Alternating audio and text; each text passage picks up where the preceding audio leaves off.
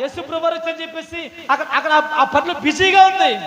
Bible సెలవిస్తుంది, దీపం ఉండగానే ఇల్లు చక్కబెట్టుకోవాలి. దేవునికి స్తోత్రం చెప్పండి గట్టిగా.